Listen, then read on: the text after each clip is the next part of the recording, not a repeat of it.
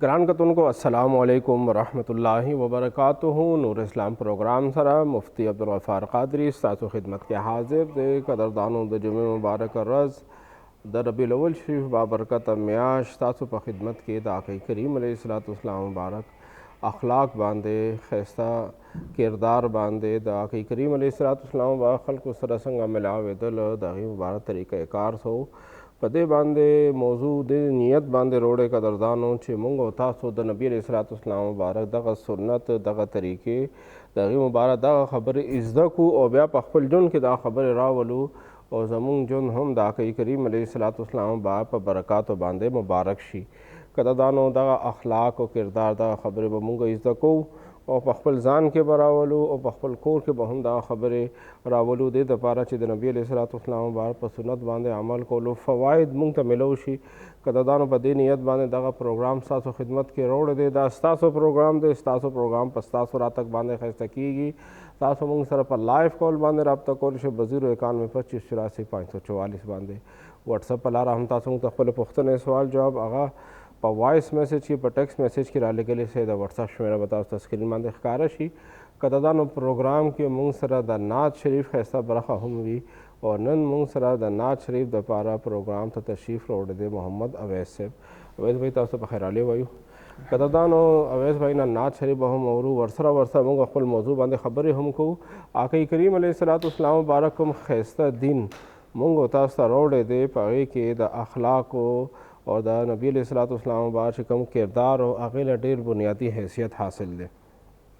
कदरदानों मुंगा मुसलसल खपल जुन शदीद द नूर खल्को सरा आगा पेखीगी मुंगा पेखा द नूर खल्को सरा राजी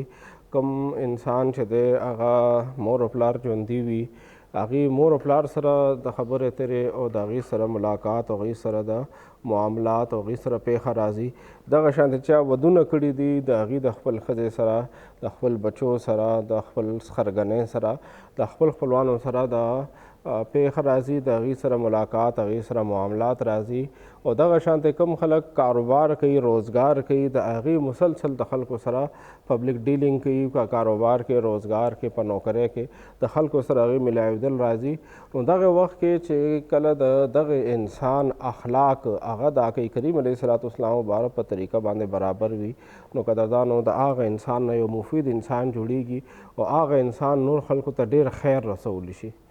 कदरदानों आगा हदीस पाक चिकम नन मुंगा द मौजूद पारा टाकले थे आगे हदीस पाक के द सहीहुल बुखारी हदीस पाक थे आक़ी करीम अलैहिस्सलाम बारक मुंगो तासुता यो सबक राकड़े देश पतासो के गौर इंसान आगा दे आक़ी करीम अलैहिस्सलाम बार फरमाई द सहीहुल बुखारी हदीस पाक थे चितासो के ख इंसान आगा दे चा दखपल कोर वालो सर यो ख इंसान दे और दी मुबारक ब्या खपल ज़ान यादी ज़ पता सो कि द खपल कोर वालो सरा टोल न ज़्यादा ख इंसान है मकसद दा च द ख इंसान पता से देगा कोर के दन न लगी जगह इंसान रोज़गार की कारोबार की नौकरी की अल तक दखल को सर पेखा रोज़ की योजल राज़ी गाहक सरा कस्टमर सरा योजल दोजल दगा पेखा राज़ी और दगा शांत खपल अफसरान सरा कला कला दगा मुलाकात और कला कला मीटिंग और कला कला पेखा राज़ी खूब खपल कोर के खपल अहल सरा द खपल खजे सरा खपल बचो सरा खपल मोर अपलार सरा द कोर खल को सरा दगा पेखा मुसलसल राज़ी आगे दवजना कदरदानों ढेर खलक शदे कोर न बाहर मुंगा गुरु से दगी अखलाक दगी किरदार दगी खल सरा मिलावेद लगा ढेर खूबी खुश अखलाक़े सर मिलावेगी कुलो तंदी सर पर ढेर ख तरीके सर खल को सर मिलावेगी हो चकला कोर से दाखिल शी तो दगी पर तंदी बांधे ब्या 12 बजोई अगी ब्या पर खल को सरा दखल कोर के खल को सरा बद अखलाक़ी कई गुस्से कई बेजे चदे आ सख्ती कई द मीन मोहब्बत और द खुशहाली सर न मिलावेगी नो दा कदरदान और द नबी अलैहिस्सलाम बार तरीका न दा नबी अलैहिस्सलाम बार ख इंसान हाग तवीली दी जागा पल कोर खल को सर खवी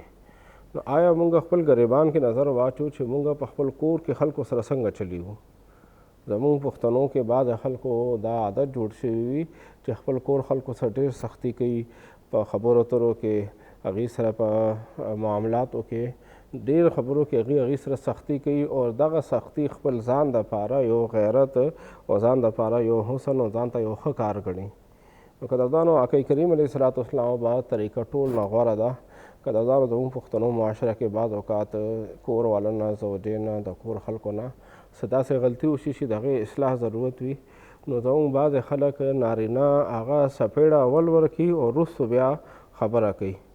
لاس ډېر اوچتوي، وال ټکول کوي د کور والو سره، د خپل بچو سره، خپل ښځې سره، بچو سره، د کور خلکو سره د لاس اوچتولو عادت هغې کې موجود وي، وال ټکول د هغې عادت وي.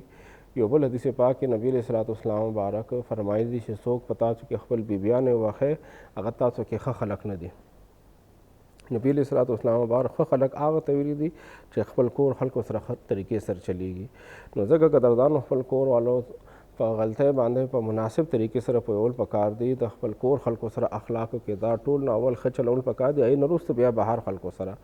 زمونږ کار الټه دی، مونږ کور نه بهر ښه چلیږو چې کور ته را داخل شو نو بیا زمونږ اخلاقو کردار بدل شي، زمونږ د ژبې الفاظ بدل شي. مونږ چې کوم کور نه بهر په کلو تندي سره خندا سره خلکو سره میلاوېدو، هغه بیا کور کې دننه زمونږ هغه طریقه چې هغه الټه شي. نو کور کې دننه هم ټول نه اول د خپل کور خلکو سره خوش اخلاقي پکار ده، کور نه بهر بیا د هغه شانتې د بار خلکو سره هم خوش اخلاقي پکار ده. که د دانو چې کله کور کې دننه پلار خپل کور والا سره خپل بچو سره خوش اخلاقۍ سره میلاویږي، د هغې اثرات دا وي چې واړه بچي هم د هغې نه تربیت اخلي. چې کله یو خاوند د خپل بیبي سره،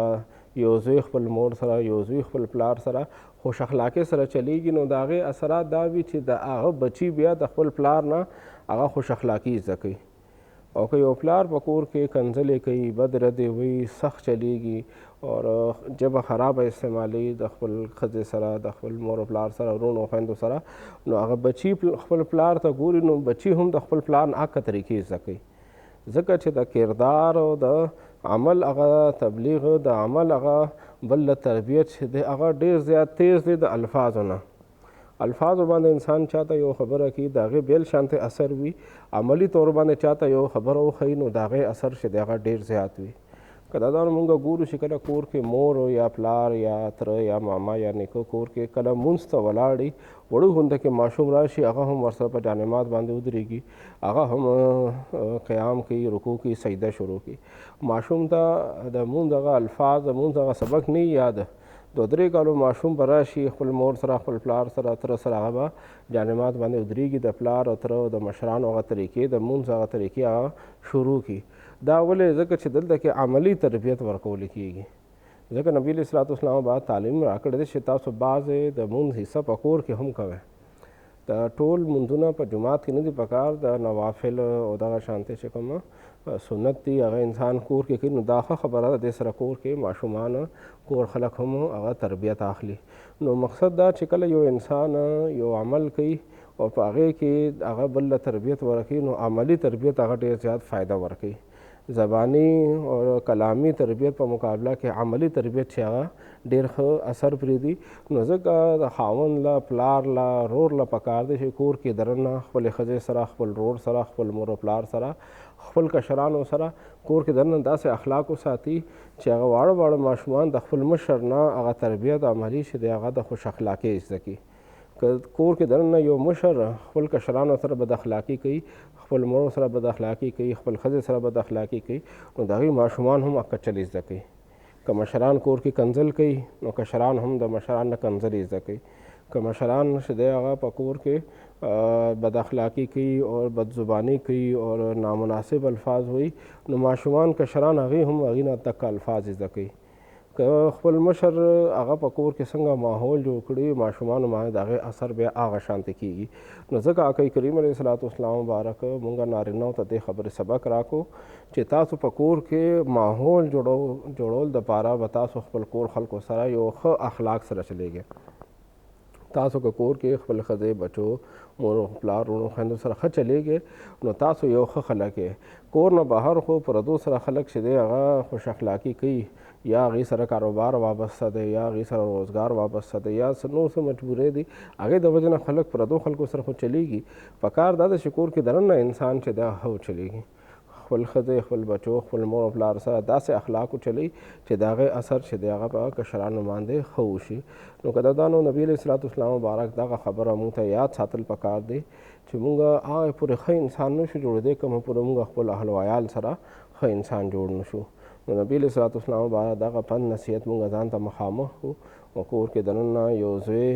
خپل مور او پلار سره، یو ورور خپل وروڼو خویندو سره، او یو خاوند چې خپل ښځې سره چې کله معاملات راځي، خبرې اترې راځي، نو په هغې کې دا خبره مخې ته کېږي چې زه به ښه انسان هله یم چې کله زه دغې خلکو سره ښه یم،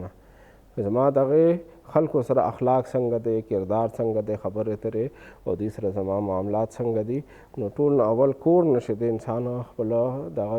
د ښېګړې ابتدا وکړي، د خپل خبرو اترو خپل اخلاق ښېګړې هغه ابتدا د کور نه وکړي، هغې نه وروسته بیا نوکرۍ ځای کې، کاروبار ځای کې، روزګار ځای کې هم خپل اخلاق چې هغه ښه وساتي. که دا نو آقا کریم علیه الصلاة والسلام مبارک د خپل ژوند نه موږ تاسو له دې خبرې سبق راکړی دی چې هغې مبارک د خپل اهل و عیال سره ټول نه زیات ښه و. ام المؤمنین سیده عایشه صدیقه رضی الله تعالی عنها مبارک نه روایت دی چې نبی علیه الصلاة والسلام به ټول عمر چرې هم د یو بیبي یا یو ماشوم باندې لاس نه دی اوچت کړی. نبی علیه الصلاة والسلام به خپل بیبیانې نه دی وهلي. نن زموږ پښتنو معاشره کې دا ډېر افسوس خبره ده چې زموږ خلک خبرې اترې چې کله قابل اصلاح خبره وي، خولې باندې په یول په ځای باندې خپل کور والو باندې خلک لاس اوچتوي، وال ټکول کوي. نبی علیه الصلاة والسلام مبارک ټول عمر خپل بیبیانې نه دی والي. د هغې مبارک یو وخت کې 11 بیبیانې 9 بیبیانې دا تیر شوي دي. نبي صلی الله علیه وسلم بیبیانو تعداد 11 و، یو وخت کې 9 وې. نو نبی علیه الصلاة والسلام مبارک خپل بیبیانو یو بیبي باندې هم لاس نه دی اوچت کړی. زموږ د ډېر خلکو صرف یوه بیبي او خبره مونږ بعضې پښتانه وروستو کوي، وال ټکول مخکې وکړي. نو چې کله هم د یو خبره قابل اصلاح وي، هغه د پویولو وي، نو انسان په خبره خولې باندې پوهه کړي چې دا کار داسې پکار دی، دا کار داسې پکار دی. وهل ټکول چې دی هغه نه دی پکار. دا د آقا کریم علیه الصلاة والسلام مبارک طریقه نه ده. نبي علیه الصلاة والسلام مبارک سبق تعلیم دا راکړی دی چې مونږ په خپل خولې په خبره باندې بل انسان چې دی د هغې غلطي اصلاح وکړو، او بیا دې هدف راولو چې صرف سترګو په اشاره باندې هم خاوند خپله ښځه پوهه کړي چې دا کار نامناسب دی او دا کار نه دی کول پکار. صرف سترګو په اشاره باندې هم ښځه پوه شي چې دې کار نه ځان ساتل پکار دی. نو که دا نو آقا کریم علیه الصلاة والسلام مبارک کوم ښایسته دین، کوم ښایسته خبرې مونږ ته راوړی دی. 12 ربیع الاول شریف دغه میاشت مونږ تاسو له دې خبرې سبق راکړي چې مونږ دا خبرې زده کړو، خپل ژوند کې راولو. د آقا کریم علیه الصلاة والسلام مبارک په طریقو کې، د آقا کریم علیه الصلاة والسلام مبارک په سنت کې زموږ ګټه ده، زموږ فایده ده. که مونږ کور کې سکون غواړو نو مونږ له د نبي علیه الصلاة والسلام مبارک دغه سنتو باندې عمل کول پکار دی. که دا نو حسن اخلاق سره، خوش اخلاقۍ سره په کور کې سکون راځي. د کوم انسان هغه اخلاق ښیي د هغه انسان په کور کې سکون وي. وجه دا ده چې هلته کې که نامناسب خبرې راشي نو هغې خبرې اصلاح هم په طریقې سره وشي، د نبي علیه الصلاة والسلام مبارک په طریقې سره وشي، بغیر د جنګ جګړې نه په خاموشۍ سره طریقې سره هغه خبره حل شي، نو هغې سره کور کې سکون راشي. او که چېرې یو انسان بد اخلاقه وي، د هغې اخلاق چې دی هغه خراب وي، نو وړه غونده کې خبره به وي، خو هغه بد اخلاقۍ د وجې نه او د هغې خراب اخلاق د وجې نه هغه وړی خبرې نه بیا غټه مسله جوړه شي. چې کله وړه غونته کې خبره وي خو چې دغه انسان بد اخلاقي پکې وکړي نو هغې وړې خبرې نه بیا غټه مسله جوړه شي، او هغه وړې خبرې د وجې نه هغه کور کې سکون چې دی هغه خراب شي، او خپلو کې بې اتفاقي او جنګ جګړې هغه پیدا شي. نو چې کله انسان خوش اخلاقه وي نو غټې غټې خبرې هم ډېر په اسانتیا سره او ډېر په سکون سره او ډېر په طریقې سره هغه مسله حل شي. او چې کله انسان بد اخلاقه وي، اخلاق خراب وي، نو هغه انسان به وړې خبرې نه، وړوکي ایشو نه به ډېر غټ ایشو جوړ کړي، غټه مسله جوړه کړي، او وړې خبرې د وجې نه به غټ نقصان ته هغه مخامخ شي. نو خوش اخلاقۍ د وجې نه د انسان په کور کې هم برکات راځي. د انسان چې کومې غټې غټې خبرې دي هغه هم حل شي، وړې وړې مسلې خو پخپله حل شي. نو ځکه که دا نو مونږ له د خپل اخلاق ښایسته کول پکار دي. د نبي علیه الصلاة والسلام مبارک طریقه به دا وه چې نبي علیه الصلاة والسلام مبارک مونږ تاسو له صبر راکړی، سل من قطعک. د خوش اخلاقۍ یو سبق دا دی چې تا سره کوم رشته دار هغه خپل تعلق پرېږدي، ته هغې سره تعلق وساته. بعض اوقات وړې وړې خبرو د وجې نه، د ډېر معمولي خبرو د وجې نه خلک چې دی هغه د یو بل سره تعلق پرېږدي، ورور سره تعلق پرېږدي، تره وراره سره تعلق پرېږدي، ماما خورۍ سره تعلق پرېږدي. خپل خپلوانو کې چې کوم وینې رشتې دي، کوم تعلق دی، هغې وړې وړې خبرو د وجې نه یو بل سره تعلق پرېږدي. نو آقا کریم علیه الصلاة والسلام مبارک صبر ورکړو چې سل من قطعک، رشتهداري وساته هغه چا سره چې کوم تا سره رشتهداري ختمه کړه. و احسن الی من اساء الیک، اور نیکي وکړه هغه چا سره چې چا تا سره بد کړي دي. نو حسن اخلاق د لوی اخلاق دا دی، اخلاق عظیم دا دی چې هغه کس چې هغه تا سره بد وکړو ته هغه سره نیکي وکړه. زمونږ عادت دا جوړ شوی دی چې مونږ چې چا سره نیکي کوو نو هغه چا سره نیکي کوو چې چا مونږ سره نیکي کړې وي. تعلق هغه چا سره ساتو چې چا مونږ سره تعلق ساتلی. دعوت اور ست د پروګرامونو کې رابلنه هغه چلته کوو چې هغه مونږ ته بلنه راکړې وي. هغه مونږ خپل پروګرام ته، هغه مونږ خپل خاطي ته رابللی وي، نو هغه کس سره مونږ تعلق ساتو، هغه کس سره مونږ هغه خپل تعلقات ساتو او مونږ هغې سره غم خاطي ساتو. نو که دا نو آقا کریم علیه الصلاة والسلام مبارک مونږ له سبق دا راکو چې تا سره ښه ونه کړه ته هغه سره ښه وکړه. چې چا سره ښه کړي دي او ته هغه سره ښه کړې نو دا خو په بدل باندې خلاص شو، دا خو بدل خلاصول شو. دا خو د هغه چې سره نیکي وکړه ته هم هغې سره نیکي کې، دا خو د هغه سره نیکي کول نه دي، دا خو هغه له صرف بدله ورکول دي. نیکي کول او حسن اخلاق دا دی چې هغه تا سره نیکي نه ده کړې ته هغه سره نیکي وکړې. هغه تعالی خپل واده کې، هغه تعالی خپل خاده کې دعوت نه دی درکړې او ته هغه له دعوت ورکې. هغه تعالی دعا نه ده راغلی، هغه تا سره په غم کې غم رازي نه ده کړې، هغه باندې غم رالو ته هغه ته دعا ته حاضر شې، ته هغه ته غم رازۍ ته حاضر شې. نو دا حسن اخلاق دی. حسن اخلاق دا نه دی چې کله هغه تعالی راغلی دی دعا له ته هغه له دعا له ورغلی، هغه تا ته دعوت درکړو ته هغه له دعوت ورکې. دا خو بدل خلاصول شو. بدل خلاصولو دا هم نیکي ده چې انسان چا سره ښه وکړي، خو لوی اخلاق لوی خبره دا ده چې چا د سره نیکي نه ده کړې ته هغه سره نیکي وکړې. چا تعالی دعوت نه دی درکړې ته هغه له دعوت درکړې. چا څوک تا دعا له نه دی راغلی تا سره هغه تعزیت نه دی کړی ته هغه له تعزیت له ورشې. نو لوی نیکي دغه ده چې کوم کس چې تا سره تعلق پرېږدي ته هغه سره تعلق وساتې. نو قدردانو آقا کریم علیه الصلاة والسلام مبارک مونږ ته کوم ښایسته دین راوړی دی، هغې دین مطابق نبي علیه الصلاة والسلام مبارک سره د مکې مکرمې مشرکانو، د مکې مکرمې خلکو ډېر زیات بد کړي وو. نبي علیه الصلاة والسلام مبارک د شهادت ارادې جوړې کړې وې. د نبي علیه الصلاة والسلام مبارک د مکې مکرمې نه، د خپل محبوب ښار نه، خپل جای پیدایش نه، کوم ځای کې دی مبارک پیدا شوي، د هغې ځای نه دی مبارک هجرت ته مجبوره کړو.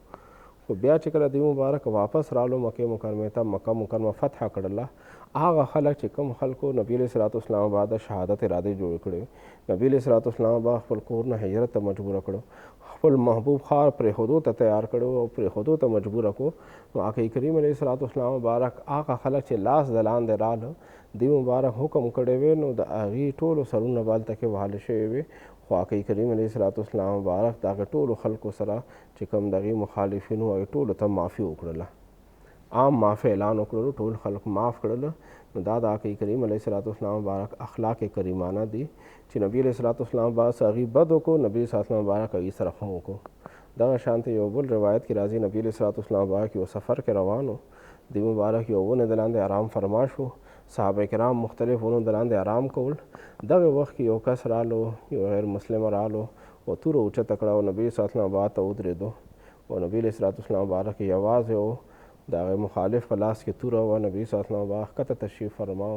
هغه مخالف ولاړ و، توره په لاس کې ده. آقا کریم علیه الصلاة والسلام مبارک ته فرمایي چې تاسو به ما نه څوک بچ کوي. آقا کریم علیه الصلاة والسلام مبارک فرمایل چې الله جل شانو به مې بچ کوي. چې هغه دا خبره واورېده په هغه باندې ربېدل راله، لاس نه توره پرېوتله. آقا کریم علیه الصلاة والسلام مبارک توره اوچته کړه.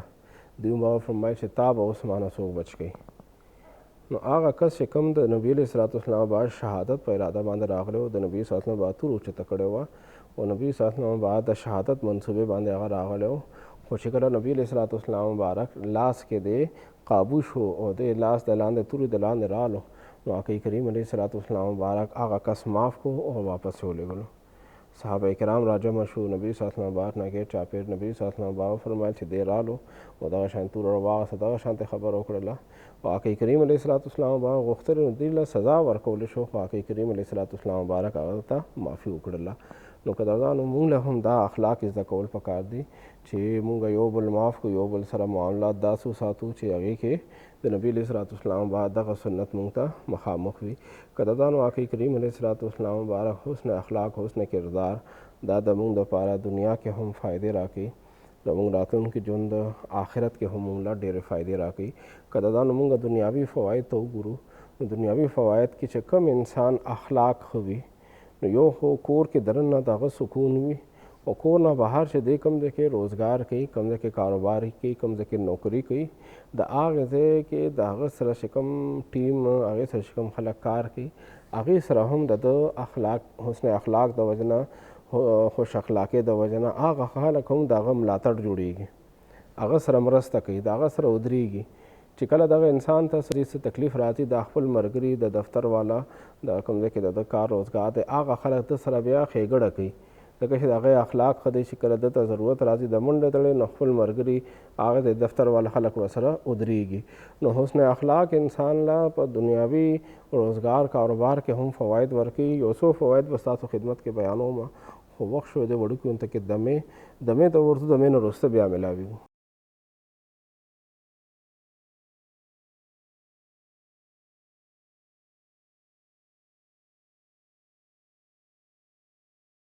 ګران کتونکو یو ځل بیا پروګرام ته هرکلی پروګرام ستاسو خدمت کې راوړی دی د آقای کریم علیه السلام مبارک ښایسته اخلاقو باندې قدردانو دمې نه وړاندې شروع وه چې کوم انسان اخلاق ښایسته وي هغه په دفتر کې آفس کې کوم ځای کې دی کار روزګار کوي هغه ځای کې هم خلکو سره د ده د خوش اخلاقۍ د وجې نه تعلقات د هغه ښه وي که سبا دغه انسان ته د خپل مرګو طرف نه څه تعاون څه منډې تړې څه د مرستې ضرورت وي نو د هغه دفتر خلک هغې سره مرسته کوي د هغه په مشکل وخت کې په کار راځي او دغه شانتې کوم انسان چې کاروبار کوي هغه څه داسې کاروبار کوي چې د هغې سره کسټمر سره د ده ملاوېدل وي کاروبار کې د کسټمر سره پیښه راځي نو د کوم انسان چې اخلاق ښایسته وي کسټمر د هغې نه خوشحاله وي کسټمر پخپله هم د هغه سره کاروباري معاملات جاري ساتي او نور خلک هم وله راولي چې دلته کې داسې کس ته چې د هغې اخلاق ښایسته دي نو کاروباري انسان له دا ډېره ضروري خبره ده چې د هغه اخلاق ښایسته وي که دی دا غواړي زما کاروبار هغه ترقي وکړي زما کاروبار مخکې لاړ شي نو حسن اخلاق دا ډېر ضروري دی اخلاق د ښایست نه بغیر چې دی کاروبار نه کامیابیږي که د کاروبار مالک هغه خپل کاروبار ته راځي او تندی راچولي نو یاد ساتئ چې یو ورځ به د هغه کسټمر برداشت کړي دوه ورځې سبا له به هغه بل چا ته تلي شي ځکه چې مارکیټ کې ډېر خلک ناستې کاروبار کوي د چا اخلاق ښه نه نو خلک بیا بل ځای ته لاړ شي نو ده سره د دې کاروبار خرابیږي نو که د دانو اخلاق دغه حسن چې دی دا د نبی علیه السلام مبارک طریقه ده زموږ دنیاوي ګټه هم پکې شته او اخروي ګټه هم شته قدردانو پروګرام ستاسو خدمت کې راوړی دی د آقای کریم علیه السلام مبارک اخلاق حسنه باندې موږ له دغه اخلاق زده کول پکار دي بیا په خپل ژوند کې راوستل پکار دي په هغې باندې عملي طور باندې هغه عمل کول پکار دي قدردانو آقای کریم علیه السلام مبارک خپل ماتحت افراد سره څنګه برتاو کولو څنګه هغې مبارک اخلاق چلولو قدردانو احادیث مبارکو کې موږ ته دې خبرې سبق هم میلاویږي که یو کس هغه یو د دفتر مشر دی یو آفس مشر دی د یو کاروبار مشر دی نو هغه له د خپل کشرانو سره څنګه تعلقات ساتل پکار دي خپل ماتحت افراد سره څنګه هغه اخلاق ساتل پکار دي نبی علیه السلام مبارک یو مشهور خادم دی سیدنا انس بن مالک رضی الله تعالی عنہ هغه مبارک فرمایي ما 10 کاله د آقای کریم علیه السلام مبارک خدمت کړی دی آقای کریم علیه السلام مبارک ما ته یو کار حواله کړی ما نه هیر شوی دی دی مبارک ما ته دا نه دی ویلي دا کار دی ولې نه دی کړی او که یو کار ما نه غلطۍ کې شوی دی ما خیال نه ما نه یو کار وشي نو نبي علیه السلام بعد دا نه دی فرمایي تا دا کار ولې وکړو نو آقای کریم علیه السلام با خپل ماتحت افرادو سره څنګه اخلاق چلولی دی موږ له پکار دي که چېرې موږ ته الله پاک د یو دفتر مشري راکړې ده د یو کاروبار مشري راکړې ده خپل لاس د لاندې څومره کسان دي د هغې سره د هغې مجبورۍ د هغې تکلیفونو د هغې چې کوم جایز ضروریات دي د هغې خیال وساتو که انسان نه څه کوتاهۍ کمې راځي نو په هغې باندې د هغې سره ګزاره وکړو دې سره چې کله زموږ وجه دا ده قدردانو چې کله زموږ د لاس د لاندې کسان هغې سره زموږ اخلاق ښه وي زموږ هغې سره خوش اخلاقۍ سره چلیږو نو دغه خلک به زموږ د دغې کاروبار د کامیابۍ باعث جوړیږي ځکه کاروبار د دې باندې ولاړ دی دوی پکې منډې تړې وهي مشر خو صرف نګراني کوي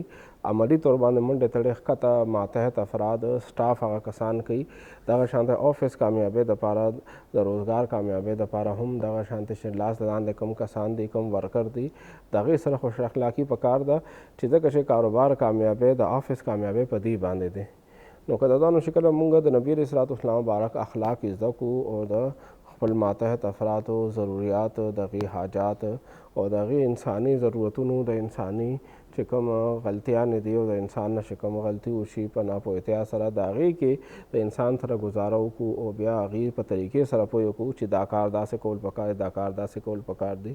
او بیا دپاره د هغې اصلاح وکړو. نو هغې سره هغه ماتحت افراد خپل غلطۍ باندې هم پوه شي او بیا د هغې هم په دې باندې پوهېږي چې دا مانه غلطي شوې ده، آینده دپاره دغې غلطۍ نه ځان ساتمه. نو دې سره هغه روزګار هغه کاروبار کې برکت راځي. او چې کله د یو مشر اخلاق ښه نه وي، هغه بد اخلاقي کې خپل لاس لاندې کسانو سره، یو کاروباري کس خپل چې کوم ورکران دی هغې سره بد اخلاقي کوي، نو هغې کاروبار کې بیا هغه ماتحت افراد چې دی هغه خپل ټول توانایي، هغه خپل ټول اخلاص، د خپل ټول کوشش هغه نه استعمالي. هغې وجې نه بیا کاروبار کې فرق راځي. نو دغه شانتې قدردانو چې کوم څوک هم دا غواړي چې زما روزګار، زما کاروبار، زما دغه چې کوم کار دی دا مخ په ترقۍ لاړ شي، نو هغې دپاره به دې خپل ماتحت افراد سره خوش اخلاقي ساتي، اخلاق به ورسره ښه ساتي. بد اخلاقۍ د وجې نه هغه خپل ورکران خفه شي، نو بیا د هغې هغه کار کې هغه شانتې اخلاص نه وي، هغه شانتې محنت او کوشش نه وي، د هغې د وجې نه بیا کاروبار باندې اثر پرېوځي. نو آقا کریم علیه السلام مبارک موږ ته چې کوم طریقې پرېښې دي هغه طریقو کې زموږ ګټه ده. انس بن مالک صاحب مبارک 10 کاله خدمت کړی دی، 10 کاله ډېر لوی موده ده.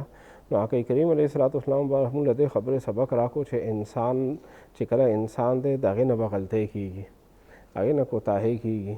نو انسان هغه غلطي او کوتاهۍ باندې ماشاءالله صبر کول پکار دی او یو مناسب طریقې باندې د هغې اصلاح کول پکار دی.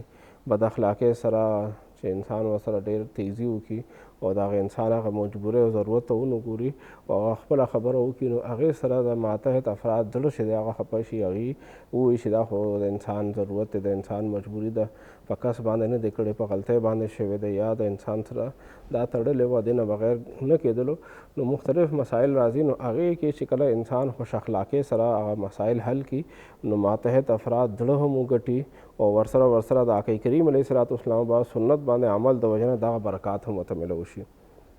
او که چېرې انسان پکې تیزي وکړي، بد اخلاقي وکړي او د خراب اخلاق سره خپل ماتحت افراد سره وچلیږي، نو بیا د نبي علیه السلام با سنت نه سنت پاتې شو، د هغې با طریقه پاتې شوه، نو د هغې بې برکتي هم ورسره راځي او ماتحت افراد زړه هم خفه کېږي. نو مستقبل کې دغې کاروبار باندې غلط اثر چې دی هغه پرېوتی شي. نو ځکه قدردانو نبي علیه السلام مبارک طریقو کې زموږ ګټه ده، دنیاوي ګټه هم ده، اخروي ګټه هم ده. دنیاوي ګټه تاسو مخکې بیان شوه چې کاروبار، روزګار، کور نه بهر هغې کې به هم برکت وي او کورو کې دننه به هم برکت وي، کور کې به هم سکون وي، کور نه بهر به هم سکون وي او موږ څومره هم هلې ځلې کوو، منډې تړې وهو، نو دې دپاره چې زموږ په ژوند کې سکون راشي، زموږ دا محنت، کوشش، کاروبار، روزګار، نوکري او موږ څومره هم د کسب کوو، موږ څومره هم دغه منډې تړې وهو، دې دپاره وهو چې زموږ په ژوند کې سکون راشي. نو قدردانو سکون د حصول دپاره خوش اخلاقي چې ده یو ډېره لویه نسخه ده چې انسان خوش اخلاقۍ سره چلیږي، نو الله پاک هغه انسان ته لارې برابر کړي، مخې برابر کړي. که تکلیف مشکل پرې راځي، د خوش اخلاقۍ د برکت الله پاک هغه تکلیف او مشکل هغه انسان ته آسان کړي. او که انسان بد اخلاقه وي، خراب اخلاق سره خلکو سره چلیږي، نو مشکل او تکلیف چې کله راشي، نو مشکل او تکلیف په وړوکي وي، خو د هغې د بد اخلاقۍ د وجې نه هغه وړوکي تکلیف به هغه ته لوی تکلیف جوړ شي. د سره به خلک نه ودرېږي، دی به یوازې نو هغه وړوکي تکلیف نه چې دی ځان خلاصي، خلک به ترېنه لرې وي، خلک به ورسره نه ودرېږي، هغې وجې نه به هغه وړوکي تکلیف دې ته به ډېر لوی تکلیف جوړ شي. نو قدردانو نبي علیه السلام مبارک دغه ښایسته اخلاق موږ له زده کول پکار دي چې د هغې مبارک ژوند څنګه و. آقا کریم علیه السلام مبارک خپل جاني مخالفین معاف کړي دي. نن موږ چا سره خولې خبرې راشي، خولې صرف خبرې راشي او خبرې دوه یو بل سره سیوایي شوې، موږ هغه خلکو سره ټول عمر دپاره تعلق پرېږدو. جاني مخالفین خو ډېر لویه خبره ده، موږ د خولې خبرې چې یو بل سره واړو، یو بل سره څه خبرې ترې واړو، یو بل سره خبرې راشي، هغه خبرو هغه معافي هم یو بل ته نه کوو، غم خادي پرېږدو، تعلق پرېږدو، تګ راتګ پرېږدو، چې صرف خولې خبرې یو بل سره اړولې وي، نو په هغې باندې موږ ټول عمر دپاره د هغې کس سره تعلق پرېږدو. نو قدردانو موږ ته د نبي علیه السلام بعد دا طریقې زده کول پکار دي چې هغې مبارک جاني دشمن هم معاف کړی دی. او صرف یو ځل نه، متعدد ځل چې کوم خلکو د نبی صلی الله علیه وسلم بعد شهادت اراده کړې وي، نبی علیه الصلاۃ والسلام مبارک چې کوم تاریخ دی د یو مبارک کوم سیرت دی پای کې متعدد ځل داسې واقعات شوي دي چې د آقا کریم علیه الصلاۃ والسلام مبارک جانی اور سخت مخالفین چې هغې مبارک د شهادت دپاره راغلي دي، نبی صلی الله علیه وسلم مبارک هغې کابو کړي دي، هغې نیولي دي او بیا نبی صلی الله علیه وسلم مبارک هغې معاف کړي دي. نو یاد ساتئ چې کله انسان بدل واخلي نو بدل باندې صرف د خپل زړه هغه غوسه چې دی هغه سړه کي، خو چې کله یو انسان بل انسان ته معافي وکړي هغه د معاف کولو قابل نه وي، د غلطي کړې ده چې معاف ورته کړي، معافي ورته وکړي، نو هغه سره دی د هغه زړه وګټي، زړه فتح کړي. نو زړه فتح کول د بدن فتح کول نه ډېره غوره ده. نبي علیه الصلاۃ والسلام مبارک خوش اخلاقۍ سره د خلکو زړونه فتح کړي دي. نو قدردانو خپل موضوع باندې به خبرې جاري ساتو. وخت شو دی وړکي اون ته کې دمې ته ووځو، دمې نه وروسته بیا میلاویږو.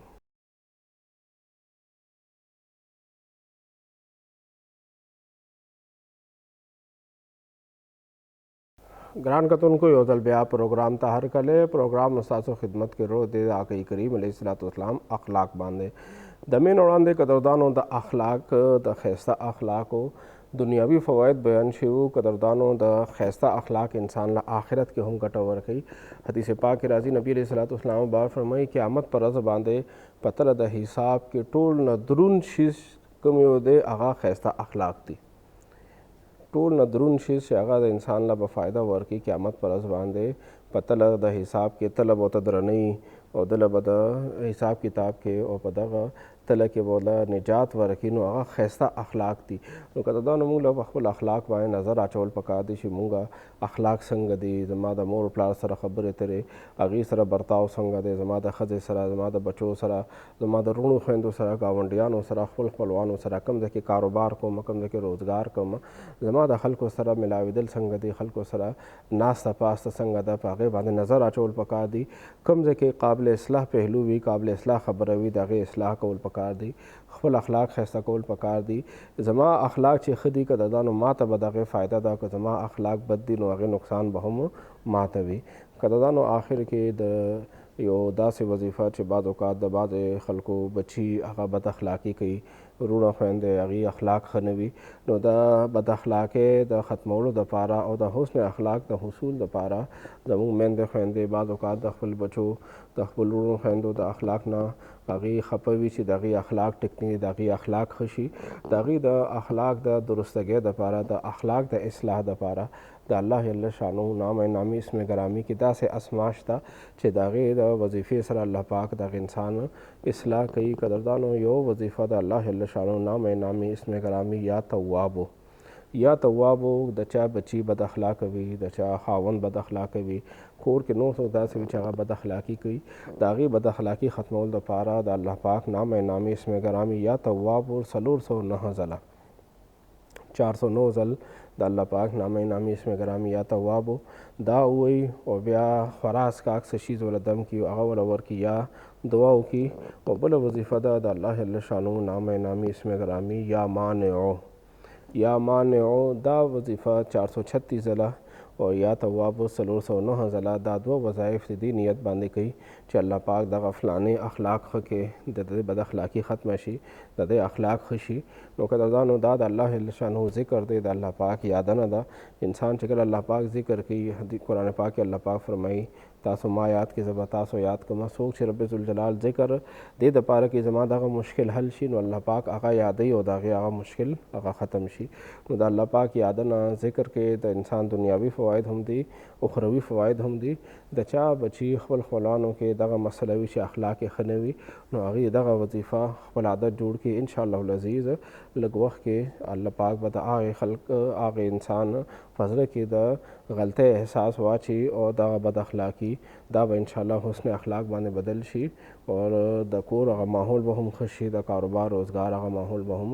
ښه شي. قدردانو دې سره زموږ پروګرام سرته رسي. زموږ د پروګرام غرض او مقصد دا دی چې موږ د نبي علیه الصلاۃ والسلام مبارک اخلاق زده کړو او خپل ځان کې د نبي علیه الصلاۃ والسلام مبارک دغه عادت، دغه سیرت او دغه سنت راولو. نو د چا اخلاق کې کمی دی قدردانو نن دې دنیا کې موږ سره موقع شته خپل اخلاق ښایسته کړو، د خپل ځان نه وروسته چې کله دنیا نه رخصت شو نو موږ پسې به خلک چې د هغه ښه الفاظ باندې مونږ یادوي، مونږ پسې دعاګانې کوي. او د چا اخلاق خراب وي چې کله هغه دنیا نه لاړ شي نو خلک وایي چې ښه ده چې فلاني نه خلاص شو. نو قدردانو ځان پسې د خلکو خیرې نه اغوستل پکار. بد اخلاقه سړي پسې خلک دعاګانې نه کوي، خوش اخلاقه پسې دعاګانې کوي. نو خلکو زړه ګټل پکار دی، خوش اخلاقۍ سره زړه ګټلی کېږي. نو خلکو دعاګانې، خلکو ګټه اخیستلو دپاره موږ له خپل اخلاق ښایسته کول پکار دي. قدردانو راتلونکي جمعې په اجازت غواړو، راتلونکي جمعې نه به انشاءالله العزیز یو نوې موضوع باندې به ستاسو خدمت کې بیا حاضرېږو. السلام علیکم ورحمة الله وبرکاتو.